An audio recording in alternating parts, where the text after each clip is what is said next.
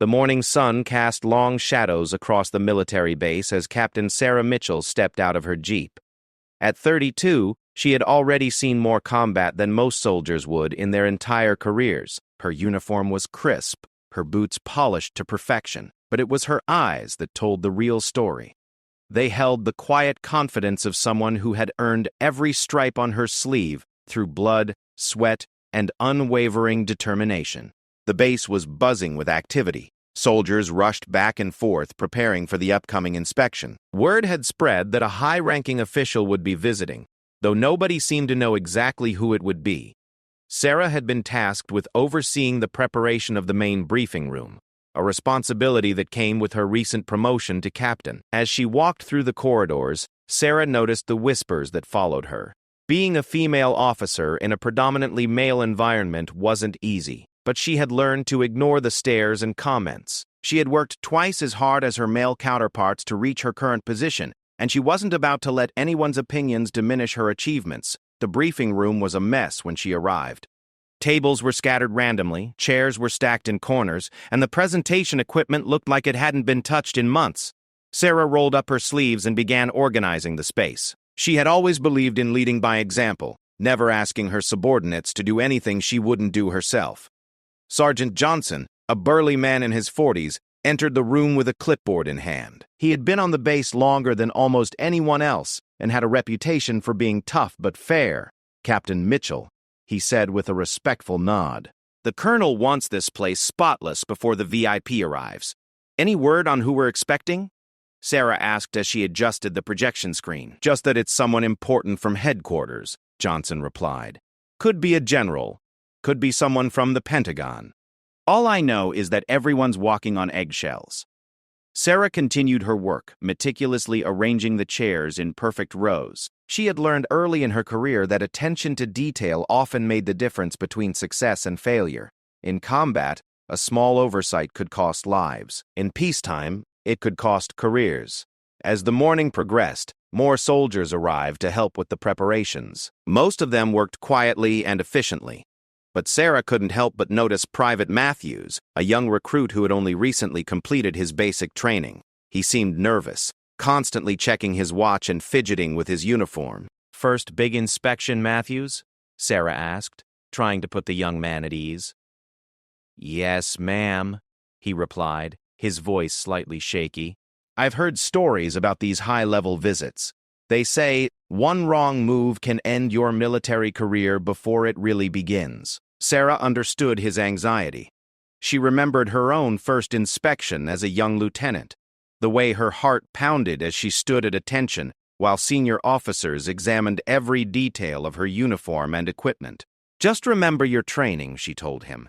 "Stay calm, follow orders, and do your best. That's all anyone can ask for." The hours passed quickly as the team worked to transform the briefing room. Sarah found herself thinking about her journey to this point. She had enlisted right out of college, driven by a desire to serve her country and prove that she could succeed in a traditionally male-dominated field. The early years had been challenging, filled with skeptical looks and whispered doubts about her capabilities. Her first deployment had been to Afghanistan, where she served as a communications officer in a forward operating base. It was there that she had first proven herself under fire, maintaining critical communication links during a surprise attack that lasted for hours. Her calm professionalism under pressure had earned her the respect of her fellow soldiers and her first commendation for valor. The second deployment had been even more challenging. As a lieutenant, she had been assigned to lead a small team responsible for coordinating with local Afghan forces. The work was dangerous and complex, requiring not just military skill but also cultural sensitivity and diplomatic finesse. Sarah had excelled at building relationships with local commanders, earning their trust and cooperation in ways that many of her male colleagues had struggled to achieve. It was during this deployment that she had faced her most difficult test. Her team had been ambushed while returning from a meeting with village elders. 2 of her soldiers had been wounded, and they were pinned down by enemy fire with no immediate backup available. Sarah had to make split-second decisions that would determine whether her team lived or died. She had called in air support while simultaneously organizing a defensive position and treating the wounded soldiers. For 6 hours, her small team had held their ground against superior numbers until reinforcements arrived. Her leadership during the crisis had not only saved lives, but had also resulted in valuable intelligence that led to the capture of several high-value targets. The memory of that day still gave Sarah chills. It wasn't the fear she remembered most vividly, but the clarity that had come with absolute responsibility. In that moment, she had understood what true leadership meant. It wasn't about rank or authority. It was about making the hard decisions when everything was on the line, and accepting the consequences of those choices. Her third deployment had been to Syria, where she had served as an intelligence officer working with Special Operations Forces. The work had been highly classified, involving coordination with various international partners and the development of strategies to counter emerging threats. It was dangerous work that required absolute precision and total discretion. During her time in Syria, Sarah had been instrumental in planning and executing several high-value operations. Her ability to analyze complex intelligence data and translate it into actionable plans had made her invaluable to her commanding officers. She had also demonstrated remarkable courage, volunteering for dangerous reconnaissance missions that provided critical information for larger operations. It was in Syria that she had earned her captain's rank, a promotion that came with both pride and responsibility. She had been selected over several more senior officers, a decision that had generated some controversy, but had ultimately been vindicated by her continued excellent performance. Now, standing in the briefing room as it neared completion, Sarah reflected on how much she had grown since that nervous young lieutenant who had reported for her first assignment. She had learned that respect couldn't be demanded. It had to be earned through consistent performance and unwavering integrity. She had also learned that leadership wasn't about being the loudest voice in the room, but about being the most prepared and the most willing to take responsibility. The room was finally ready, and Sarah allowed herself a moment of satisfaction as she surveyed their work. Every chair was perfectly aligned, every piece of equipment was functioning properly, and every surface gleamed under the overhead lights. Her team had done excellent work, and she made sure to thank each of them personally before they dispersed to prepare for the inspection. As the afternoon wore on, the base continued its preparations. Soldiers could be seen everywhere, polishing boots, pressing uniforms, and rehearsing their responses to potential questions. The anticipation was palpable, and Sarah could feel the nervous energy that always preceded these high-level visits. She returned to her quarters to prepare her own uniform and review the briefing materials she might be called upon to present. As a captain, she was senior enough to potentially interact with the visiting dignitary, and she wanted to be ready for any questions that might come her way. Her quarters were small but meticulously organized. Sarah had always believed that external order reflected internal discipline, and she maintained her personal space with the same attention to detail she brought to her professional responsibilities. Her uniforms hung in perfect alignment, her boots were arranged in neat rows, and her desk was organized with military precision. As she prepared her dress uniform, Sarah thought about the challenges she still faced as a female officer. While attitudes had improved significantly during her career, she still encountered occasional skepticism and sometimes outright hostility.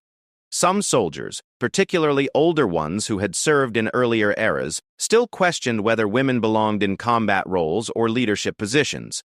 Sarah had learned to address these attitudes not through confrontation, but through consistent performance. She had found that actions spoke louder than words, and that the best way to change minds was to demonstrate competence and professionalism in every situation. It hadn't always been easy, but it had been effective. The sun was beginning to set when Sarah finished her preparations. She had reviewed all the relevant briefing materials, ensured her uniform was perfect, and mentally rehearsed the various scenarios that might unfold during the visit. Whatever challenges the next day might bring, she felt ready to face them with the confidence that came from thorough preparation and years of proven experience.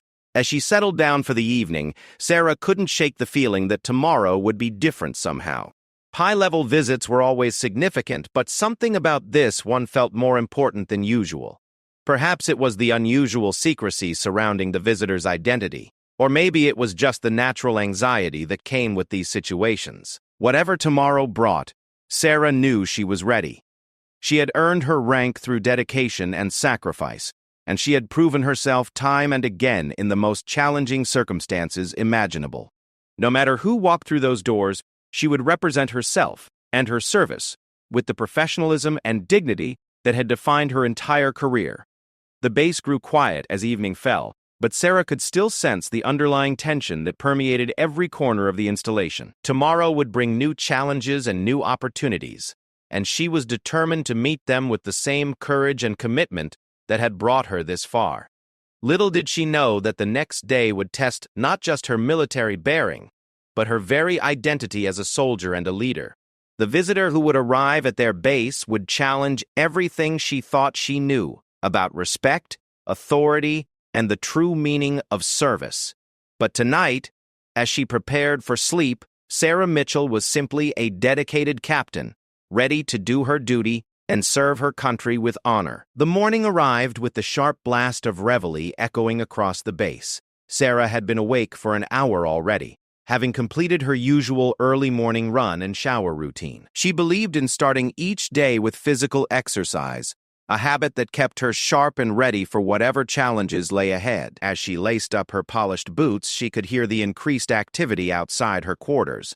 Today was the day. The mess hall was buzzing with conversation when Sarah arrived for breakfast. Soldiers clustered around tables, their voices low but animated as they speculated about the mysterious visitor. Some claimed it was a Pentagon official conducting a surprise inspection, while others insisted it must be a foreign dignitary or perhaps a congressional delegation. Captain Mitchell called out Lieutenant Rodriguez, a young officer who had recently transferred to the base. "Any word from command about what we can expect today?" Sarah shook her head as she selected her breakfast, "Just that we need to be ready for anything. Keep your soldiers sharp and your equipment spotless. That's all we can do." As she sat down with her tray, Sarah noticed Corporal Jenkins at a nearby table. Jenkins was known for his loud mouth and his tendency to make inappropriate comments, especially about female personnel. He was telling a story to his table mates, gesturing wildly with his fork as he spoke. "I'm telling you, these surprise visits are always about politics," Jenkins was saying. "They send some desk jockey from Washington to check a box and make themselves look good. Half the time they don't know a rifle from a radio." His companions laughed, but Sarah noticed that several other soldiers nearby looked uncomfortable. Jenkins had a reputation for pushing boundaries, and his comments often walked the line between inappropriate and insubordinate. As a captain, Sarah made a mental note to keep an eye on him during the day's proceedings. After breakfast, Sarah made her way to the command center to receive final instructions. Colonel Harrison, the base commander, was already there, reviewing documents with his senior staff. He looked up as Sarah entered and gestured for her to join the group. "Captain Mitchell, I want you to escort our visitor through the Tactical Operations Center," Harrison said. "Your expertise in communications and intelligence makes you the logical choice to handle any technical questions they might have."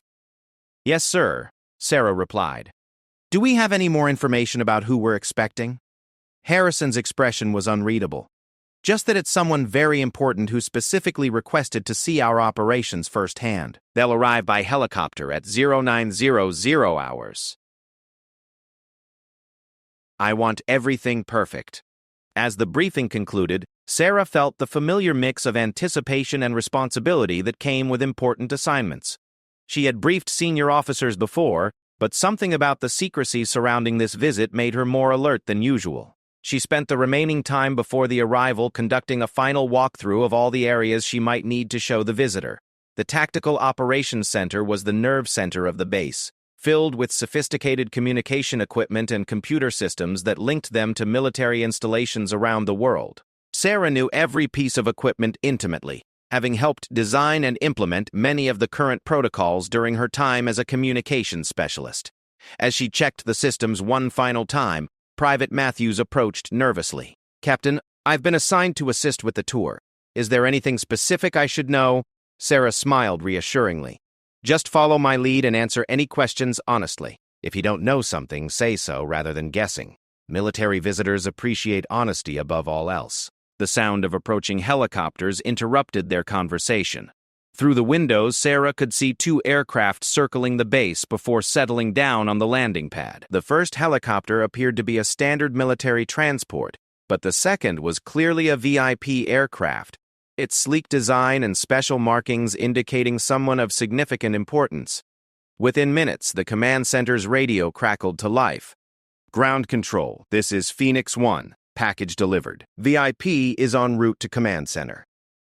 Colonel Harrison straightened his uniform one final time and turned to his assembled staff. Remember, this is a routine visit. Professional bearing, clear answers, and absolute attention to detail. Let's show them what this base is capable of. Sarah positioned herself near the entrance to the command center, ready to begin the tour as soon as introductions were completed. She could hear footsteps in the corridor outside, accompanied by the measured pace of military escorts. Her heart rate increased slightly, but her training kept her calm and focused. The door opened and Colonel Harrison stepped forward to greet the visiting party. Sarah's eyes widened as she saw not one, but 3 figures enter the room.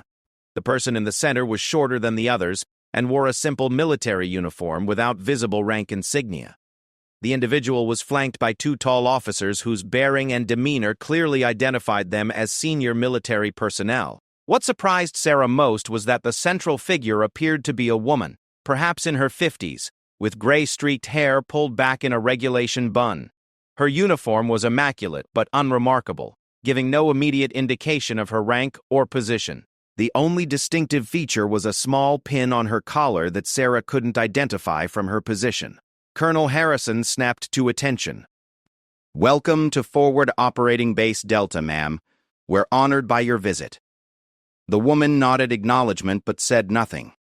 One of her escorts, a colonel by his rank insignia, stepped forward. "The general would like to begin with a tour of your Tactical Operations Center, followed by a briefing on your current readiness status." Sarah felt a jolt of realization. The unassuming woman in the center was a general. Though her exact rank remained unclear, Sarah had expected someone more imposing, more obviously military in bearing. This woman could have passed for a civilian administrator, or perhaps a senior NCO, but her quiet authority was unmistakable once Sarah knew what to look for. "Captain Mitchell will conduct the Operations Center tour," Colonel Harrison announced. "She's our resident expert on tactical communications and intelligence gathering." Sarah stepped forward and saluted crisply. "Ma'am, if you'll follow me, I'll show you our primary operations facility." As they moved through the corridors, Sarah began her presentation with practiced professionalism. She explained the layout of the facility, the various communication systems, and the integration protocols that allowed the base to coordinate with other military installations worldwide. The general listened intently but asked few questions, occasionally nodding or making brief notes. The group entered the main operations room, where several soldiers were manning communication stations and monitoring computer displays. Sarah had ensured that everyone was at their absolute best, and the professionalism was evident in every detail of the room's operation.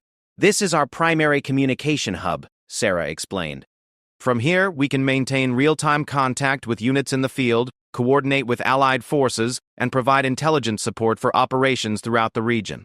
The general approached one of the communication stations where Corporal Jenkins was monitoring radio traffic. Sarah had specifically placed him there because the position required minimal interaction with visitors, but she felt a moment of unease as the general stopped directly behind his chair. Jenkins glanced over his shoulder and saw the small group watching him work. His eyes moved quickly over the general, clearly taking in her unremarkable appearance and lack of visible rank insignia. Sarah saw his expression change slightly, a hint of the dismissive attitude she had witnessed at breakfast. "Corporal," the general said quietly, "can you explain your current monitoring assignment?" Jenkins turned in his chair with casual confidence. "Sure thing, ma'am. I'm tracking communication traffic in Sector 7, monitoring for any unusual activity or emergency signals." "And how long have you been in this position?" the general asked. "About 6 months," Jenkins replied, his tone becoming slightly condescending. "It's not exactly rocket science, if you know what I mean. Pretty basic stuff for anyone with military experience." Sarah felt her stomach tighten. She could see where this was heading, and she wished she could intervene, but protocol demanded that she allow the general to conduct her own questioning. "I see," the general said mildly. "And you feel confident in your ability to handle more complex communication scenarios?" Jenkins actually chuckled. "Look, no offense, but this equipment is pretty straightforward. I mean, they even let—" He paused, his eyes moving deliberately to Sarah. "They even let female officers figure it out, so it can't be that complicated." The silence that followed was deafening. Every soldier in the room froze, their eyes wide with shock at what they had just heard. Colonel Harrison's face went white, while Sarah felt a burning mixture of humiliation and anger. But it was the general's reaction that was most surprising. She simply nodded thoughtfully, as if Jenkins had provided exactly the information she was looking for. "Interesting perspective, Corporal," the general said calmly. "Tell me, what's your assessment of Captain Mitchell's qualifications to lead this tour?" Jenkins, apparently oblivious to the danger he was in, warmed to the topic. "Well, I mean, she seems nice enough, but you know how it is. They have to promote women these days for political reasons, whether they're really qualified or not. I'm sure she tries hard, but when push comes to shove, you want someone with real combat experience running things." The room was so quiet that Sarah could hear the hum of the electronic equipment. She wanted to defend herself, to list her accomplishments and prove Jenkins wrong, but military protocol required her to remain silent unless specifically asked to speak. The general continued to listen with apparent interest, occasionally nodding as if Jenkins was making perfect sense. "So you don't believe Captain Mitchell has sufficient combat experience?" the general inquired. "I didn't say that," Jenkins backpedaled slightly, perhaps finally sensing that he was on dangerous ground. "I'm just saying that there's a difference between theory and practice. Some of us have been in real firefights, you know? We've seen what happens when the shooting starts. That's when you find out who's really ready to lead and who's just wearing the uniform." Sarah's hands clenched involuntarily behind her back. She had served 3 combat deployments, earned multiple commendations for valor, and led soldiers through some of the most dangerous operations imaginable. The suggestion that she was somehow unqualified because of her gender was not just insulting, it was completely contrary to her proven record of service. But the general seemed fascinated by Jenkins' commentary. "And you feel that gender is a significant factor in combat effectiveness?" "All I'm saying is that men and women are different," Jenkins continued, his confidence apparently restored. "That's just biology. When things get rough, when lives are on the line, you want someone who can handle the pressure, someone who won't crack under stress. I'm not being sexist, I'm just being realistic." The general nodded slowly. "I appreciate your honesty, Corporal. It's refreshing to hear such direct feedback." Sarah couldn't believe what she was hearing. Instead of correcting Jenkins or defending her qualifications, the general seemed to be encouraging his inappropriate comments. She began to wonder if this was some kind of test, though she couldn't imagine what purpose it might serve. The tour continued through the rest of the operations center, but the atmosphere had changed completely. Jenkins's comments had cast a shadow over the entire proceedings, and Sarah found herself questioning not just the purpose of the visit, but her own position and authority within the military structure. As they moved from station to station, Sarah noticed that other soldiers were watching her carefully, probably wondering how she would respond to the challenges to her authority. She maintained her professional demeanor, but inside she was struggling with a mixture of emotions that threatened to overwhelm her military composure. The general continued to ask probing questions, but now Sarah wondered if every query was designed to test her knowledge and capabilities. Was she being evaluated? Was her fitness for command being questioned? The uncertainty was almost worse than outright criticism would have been. When they reached the intelligence analysis section, the general stopped and turned to Sarah directly. "Captain, I'd like you to brief me on your current intelligence priorities and assessment procedures." This was Sarah's area of greatest expertise, and despite her emotional turmoil, she launched into a comprehensive explanation of their intelligence gathering and analysis capabilities. She detailed their sources, their assessment methodologies, and their reporting procedures with the precision and confidence that came from years of experience. As she spoke, she noticed that the general was listening with intense concentration, occasionally asking technical questions that demonstrated a sophisticated understanding of intelligence operations. Whatever else might be happening, it was clear that this was someone with serious military credentials. The briefing lasted for nearly an hour, covering everything from human intelligence networks to signals intercepts to geospatial analysis. Sarah found herself relaxing as she discussed the work she loved, temporarily forgetting the earlier humiliation as she focused on demonstrating her professional competence. When she concluded her presentation, the general was quiet for a long moment. Finally, she spoke. "Thank you, Captain. That was extremely thorough and well presented. Your expertise is evident. For the first time since Jenkins's inappropriate comments, Sarah felt a glimmer of vindication. Whatever this visit was really about, she had at least demonstrated her professional capabilities to someone who clearly understood the complexity of military intelligence operations. But as the tour group prepared to move on to the next phase of the visit, Sarah couldn't shake the feeling that everything that had happened so far was leading to something else. The general's calm acceptance of Jenkins's behavior, her probing questions, and her intense focus on details all suggested that this was more than a routine inspection. Something bigger was at play, and Sarah had the distinct feeling that she was about to discover what it was. The tour moved next to the briefing room that Sarah had so carefully prepared the day before. As they entered, she felt a sense of pride seeing how perfectly everything was arranged. The chairs were in precise rows, the presentation equipment was functioning flawlessly, and every surface gleamed under the fluorescent lights. Her attention to detail had paid off, and the room looked exactly as it should for a high-level military briefing. Colonel Harrison gestured toward the head of the room where a podium had been set up.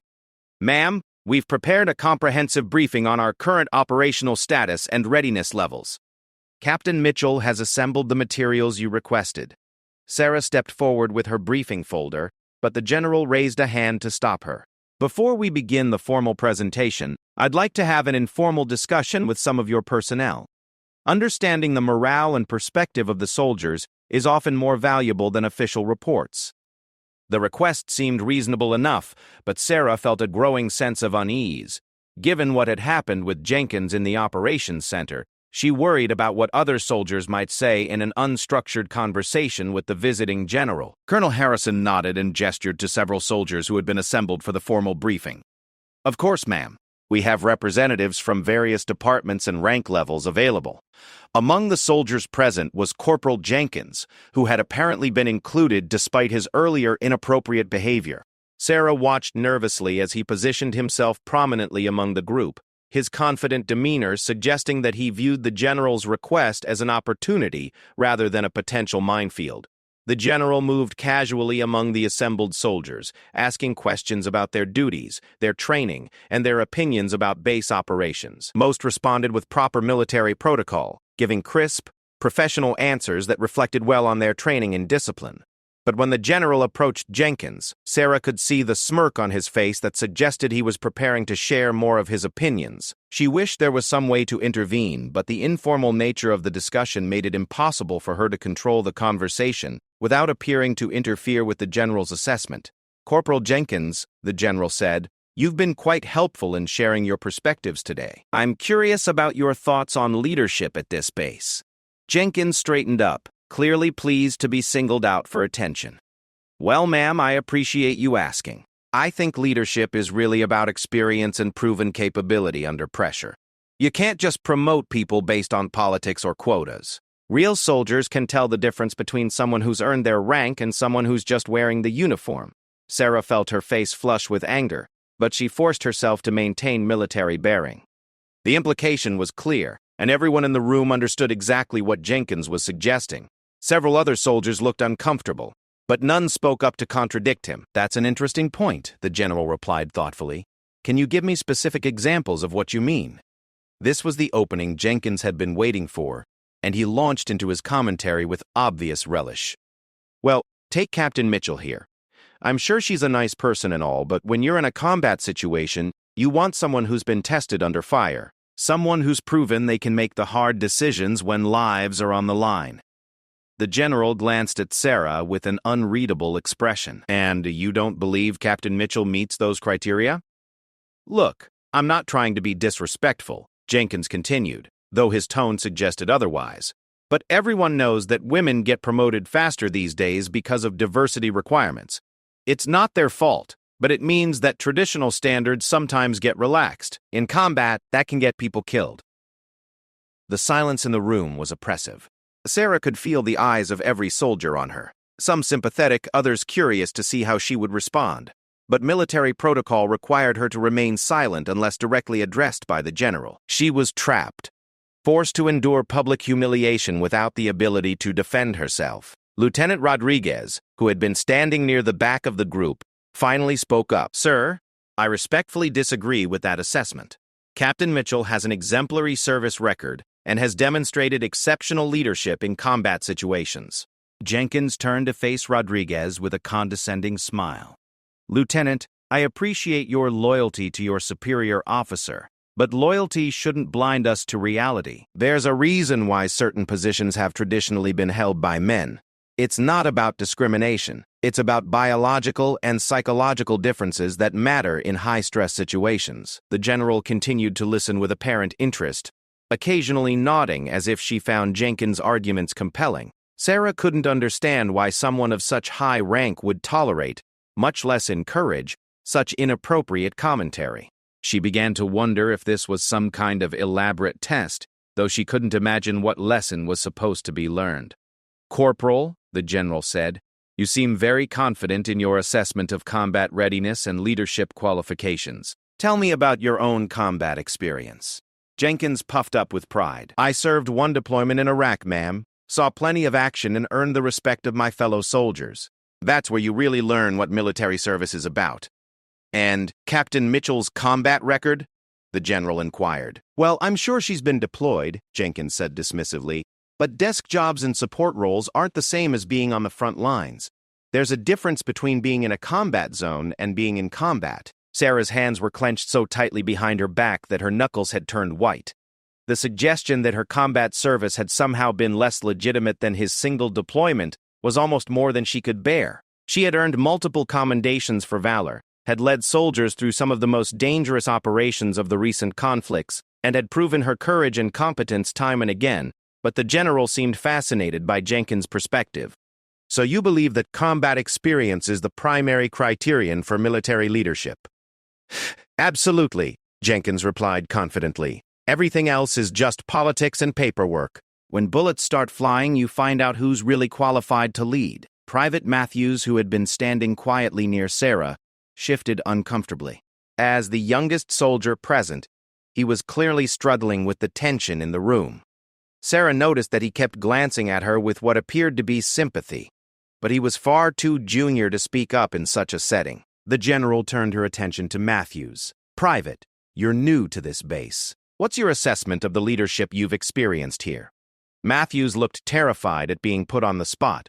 His eyes darted between Sarah, Jenkins, and the general as he struggled to formulate a response that wouldn't get him in trouble with anyone. "Ma'am," he said carefully, "Captain Mitchell has been very helpful to me since I arrived. She's always been professional and knowledgeable when I've had questions." Jenkins snorted dismissively. "Of course she's been nice to you. That doesn't mean she's qualified to lead soldiers in combat. Being friendly isn't the same as being competent." The general nodded thoughtfully. "And yet, Corporal, you seem quite willing to question the judgment of your superior officers? That suggests either remarkable confidence in your own assessment abilities or a fundamental misunderstanding of military hierarchy." For the first time, Jenkins looked slightly uncertain. "Ma'am, I'm just sharing my honest opinion. I thought you wanted to hear what soldiers really think." "Indeed I do," the general replied, "and your opinions have been quite illuminating. Tell me, what do you know about Captain Mitchell's specific combat assignments?" Jenkins shrugged. "I know she's been deployed, but like I said, not everyone who goes to a combat zone actually sees combat. A lot of officers spend their time in air-conditioned offices, filing reports and attending meetings." Sarah felt a surge of anger so intense that she had to concentrate on her breathing to maintain her composure. The suggestion that her combat service had been somehow comfortable or safe was not just insulting. It was completely contrary to the reality of what she had experienced. The general's expression remained neutral, but Sarah thought she detected a slight hardening around her eyes. "I see. And you base this assessment on your personal knowledge of Captain Mitchell's service record?" "Well, no," Jenkins admitted. "But you can usually tell. Combat veterans have a certain look about them, a certain bearing that comes from real experience under fire." "Interesting theory," the general said quietly. "Tell me, Corporal, what do you know about the Silver Star?" The question seemed to come from nowhere, and Jenkins looked confused. "It's a high decoration for valor, ma'am, awarded for gallantry in action against an enemy of the United States." "And the Bronze Star with V device?" "Also a valor award," Jenkins replied, clearly wondering where this was leading. awarded for heroic or meritorious achievement or service in a combat zone. The general nodded slowly. What about the Purple Heart? Awarded to service members who are wounded in combat, Jenkins answered, his confidence beginning to waver. And the Combat Action Badge, given to soldiers who have engaged in combat operations, Jenkins said, his voice becoming smaller as he began to sense that he was walking into a trap. The general turned to address the entire group, but her eyes were focused primarily on Jenkins.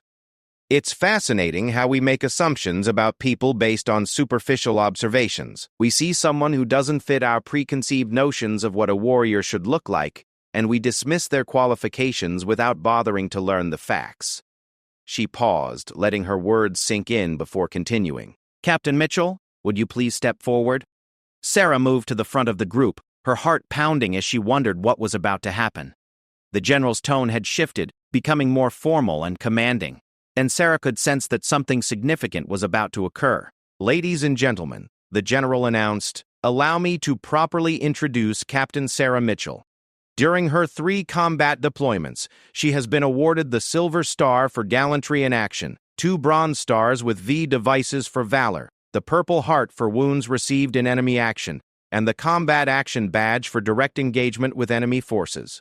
The room was completely silent as the general continued. She has led soldiers through some of the most dangerous operations of recent conflicts, saved the lives of wounded comrades under fire, and provided intelligence that directly contributed to the success of major military operations. Jenkins' face had gone pale as he began to understand the magnitude of his mistake.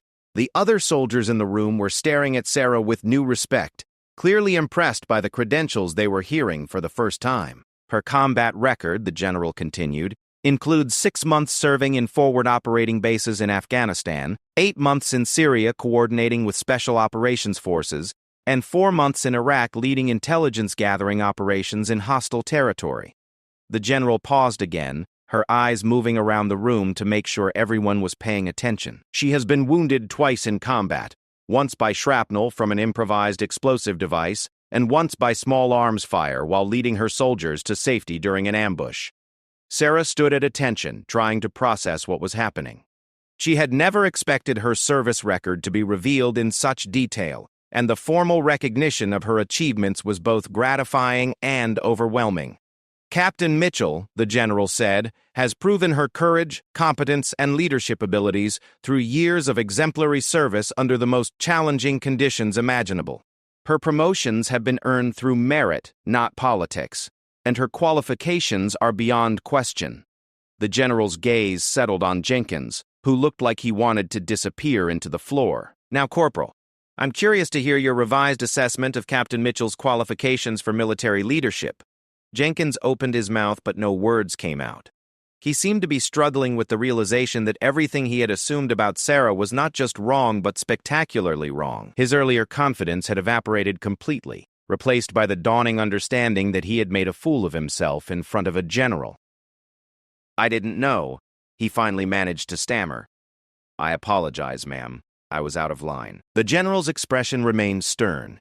You were indeed out of line, Corporal, but not just because you were factually incorrect. You were out of line because you made assumptions based on prejudice rather than evidence. You allowed your biases to cloud your judgment and lead you to disrespect a superior officer who has earned her rank through sacrifice and valor. The weight of the general's words settled over the room like a heavy blanket. Every soldier present understood that they had just witnessed something significant, a lesson about respect, assumptions, and the danger of prejudging others based on superficial characteristics. But Sarah sensed that this was only the beginning. The general's careful orchestration of events, her patient listening to Jenkins' inappropriate comments, and her dramatic revelation of Sarah's combat record all suggested that there was more to come. She had the feeling that the real surprise was still waiting to be revealed. The tension in the room was palpable as the general's words echoed in the silence. Jenkins stood frozen, his face a mixture of embarrassment and fear as he realized the full extent of his mistake. The other soldiers remained at attention, but Sarah could see the shock and curiosity in their eyes as they processed what they had just learned about her combat record. The general moved closer to Jenkins, her presence somehow more commanding now than it had been throughout the entire visit. Corporal, your behavior today has been instructive, but not in the way you might think. You have demonstrated exactly the kind of thinking that undermines military effectiveness and dishonors the service of dedicated soldiers. Jenkins swallowed hard, his earlier confidence completely shattered. Ma'am, I sincerely apologize. I was wrong, and I accept full responsibility for my inappropriate comments. Your apology is noted, the general replied coolly. But apologies don't undo the damage caused by prejudice and disrespect. Captain Mitchell has served with distinction, while you have chosen to judge her based on your personal biases rather than her proven record of service. Sarah watched the exchange with mixed emotions. While she felt vindicated by the general's defense of her record, she couldn't shake the feeling that something even more significant was about to happen. The general's demeanor had shifted again, becoming more formal and authoritative in a way that suggested this had all been leading to a larger revelation. Colonel Harrison, who had been standing quietly throughout the confrontation, finally spoke up. Ma'am, I want to assure you that Corporal Jenkins's attitudes do not represent the standards we maintain at this base. We will address this matter appropriately.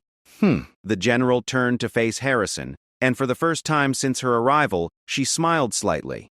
Colonel, I appreciate your concern, but this situation provides an excellent opportunity for education rather than simply punishment.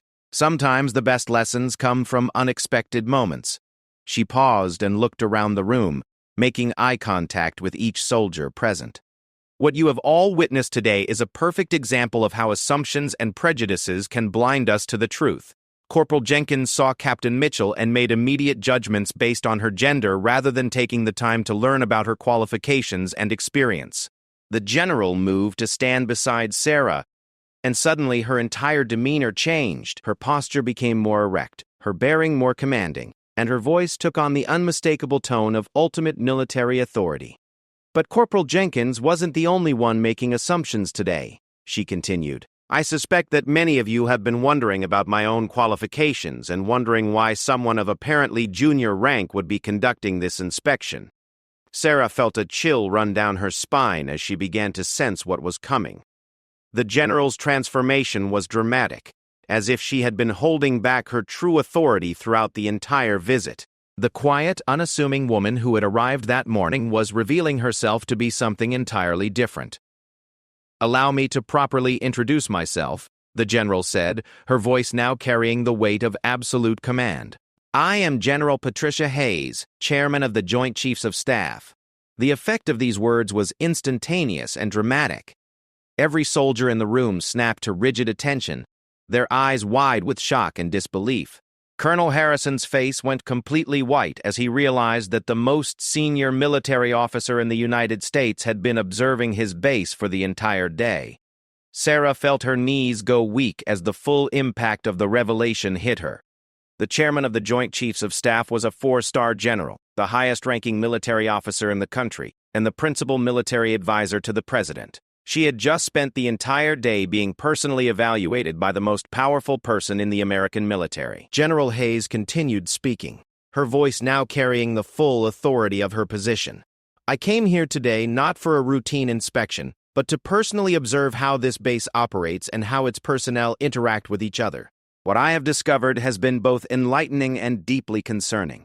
Jenkins looked like he was about to faint. The realization that he had been spouting his prejudiced opinions to the chairman of the Joint Chiefs was written across his face in stark terror.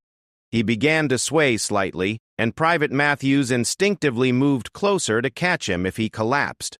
Corporal Jenkins, General Hayes said, her voice cutting through the air like a blade. You have spent today demonstrating exactly the kind of thinking that the modern military must overcome. Your comments about Captain Mitchell were not just inappropriate, they were a direct violation of the values and standards that define our armed forces. She paused, letting the weight of her words settle over the trembling corporal. Your suggestion that women are promoted for political reasons rather than merit is both insulting and factually incorrect. Your assumption that Captain Mitchell lacks combat experience because of her gender reveals a fundamental ignorance of the reality of modern warfare. General Hayes moved closer to Jenkins, her presence now overwhelming. But perhaps most disturbing was your willingness to publicly disrespect a superior officer based on nothing more than your personal prejudices. That kind of behavior undermines military discipline and cohesion. The general turned to address the entire group. The United States military is the most powerful and effective fighting force in the world, precisely because we judge people based on their capabilities and performance, not on their demographics. When we allow prejudice to influence our judgments, we weaken ourselves and dishonor the service of dedicated soldiers like Captain Mitchell.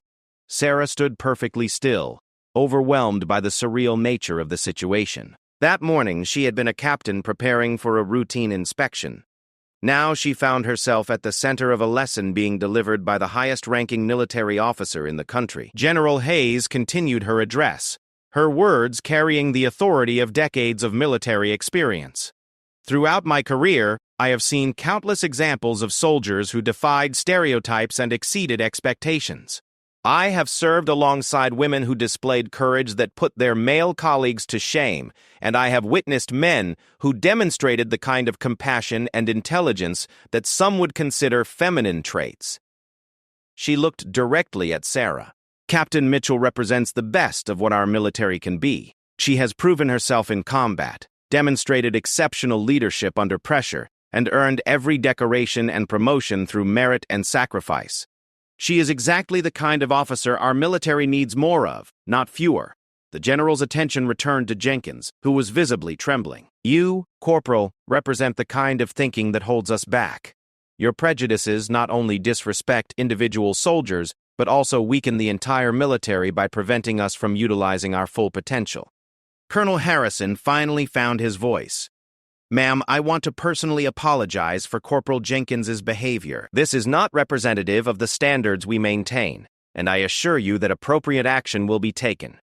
General Hayes nodded acknowledgement but held up a hand to indicate she wasn't finished. Colonel, while Corporal Jenkins's behavior was obviously inappropriate, I'm more interested in how the rest of your personnel responded to the situation.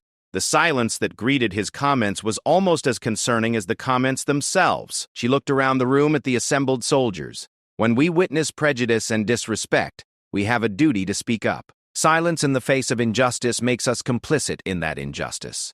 Lieutenant Rodriguez showed proper moral courage when he defended Captain Mitchell, but he shouldn't have been the only one. The lesson was becoming clear to everyone present. This hadn't been a routine inspection at all, but rather an elaborate test of character and values. General Hayes had deliberately created a situation where the true attitudes and beliefs of the base personnel would be revealed. I want each of you to understand something, General Hayes continued. The military is not a social club where you get to choose who you respect based on your personal preferences. It is a professional organization where respect is earned through service and sacrifice, and where every member deserves to be judged by their actions and achievements. She moved to stand directly in front of Sarah. Captain Mitchell, I want you to know that your service record speaks for itself. You have nothing to prove to anyone, and you should never allow the ignorance of others to diminish your sense of accomplishment and pride in your service. Sarah felt tears threatening to fill her eyes, but she maintained her military bearing. Thank you, ma'am. It's an honor to serve. General Hayes smiled, and for a moment, the stern authority was replaced by genuine warmth. The honor is mine, Captain. Soldiers like you are the reason why I remain optimistic about the future of our military. She turned back to address the group. I want everyone here to remember this day and the lessons it has provided. Military service is about more than following orders and maintaining equipment. It's about upholding values of respect, courage, and integrity that make us worthy of the trust our nation places in us. The general's voice became more serious again. Corporal Jenkins, you will report to the base commander tomorrow morning to discuss your future in the military. Your behavior today demonstrates a fundamental misunderstanding of military values that must be addressed. Jenkins nodded miserably, clearly understanding that his military career was likely over. The prospect of explaining to his family and friends why he had been discharged would be almost as humiliating as the public dressing down he had just received. However, General Hayes continued, I believe in redemption and the possibility of learning from mistakes. If you are truly committed to changing your attitudes and serving with honor, there may be opportunities for you to demonstrate that growth. She paused, allowing hope to flicker in Jenkins' eyes before delivering her final condition. but any future service will require you to demonstrate through actions, not words, that you understand and embrace the values of respect and equality that define our military. General Hayes then addressed the entire group one final time. I want each of you to carry the lessons of today forward in your careers. Remember that true strength comes from unity and mutual respect, not from division and prejudice. The soldier standing next to you may not look like you or come from the same background, but they have taken the same oath and deserve the same respect. As the formal part of the encounter concluded, General Hayes turned to Colonel Harrison. Colonel, I'd like to spend a few more minutes with Captain Mitchell to discuss some potential opportunities. The rest of your personnel are dismissed. The soldiers filed out quickly, many of them still in shock from what they had witnessed. Jenkins was among the last to leave, his shoulders slumped in defeat as he contemplated the ruins of his military career. When the room was empty except for Sarah, General Hayes, and Colonel Harrison, the atmosphere became more relaxed. General Hayes's formal demeanor softened slightly, though her authority remained unmistakable. Captain Mitchell, she began, your performance today, both professional and personal, has been exemplary. The way you maintained your composure while enduring inappropriate comments showed exactly the kind of character we need in our senior leadership. Sarah felt a mixture of pride and curiosity. Thank you, ma'am. May I ask what opportunities you mentioned? General Hayes smiled. I'm always looking for exceptional officers to serve in positions of greater responsibility. Your combination of combat experience, technical expertise, and demonstrated leadership makes you an ideal candidate for advancement. She paused, studying Sarah's face carefully. How would you feel about serving on my personal staff at the Pentagon? It would mean promotion to major and exposure to the highest levels of military decision-making. Sarah's heart raced as she processed the offer. Serving on the chairman's staff was one of the most prestigious assignments in the military, a position that could open doors to virtually any future opportunity she might want to pursue. Ma'am, I would be honored to serve wherever you feel I can best contribute to our mission. General Hayes nodded approvingly. Excellent. Colonel Harrison, I'll be sending the necessary paperwork for Captain Mitchell's transfer and promotion. I expect her to report to my office within 30 days. As they concluded the meeting, Sarah couldn't help but reflect on the extraordinary turn of events. She had started the day as a captain preparing for a routine inspection, and was ending it as a newly promoted major selected for one of the most important assignments in the military. The experience had taught her valuable lessons about prejudice, courage, and the importance of standing up for one's values, but perhaps most importantly, it had shown her that even in the face of ignorance and disrespect, truth and merit would ultimately prevail. As General Hayes prepared to depart, she offered one final piece of advice. Captain Mitchell, never forget that you have earned everything you have achieved. Don't let anyone convince you otherwise, and don't ever be afraid to demand the respect you have earned through your service and sacrifice. The helicopter lifted off as the sun began to set, carrying General Hayes back to Washington and leaving behind a base forever changed by her visit. Word of what had happened spread quickly through the military community, becoming a story that would be told and retold as an example of how true leadership responds to prejudice and ignorance. Sarah stood watching the aircraft disappear into the distance, knowing that her life and career had been transformed in ways she never could have imagined. The girl who had once worried about proving herself in a male-dominated profession had just been personally selected by the most powerful person in the American military for advancement based on merit and accomplishment. The laughter had indeed stopped, replaced by respect, understanding, and the promise of even greater challenges and opportunities ahead. Sometimes, Sarah reflected, the most important victories come not from changing minds, but from proving through action and character that no one has the right to define your worth except yourself.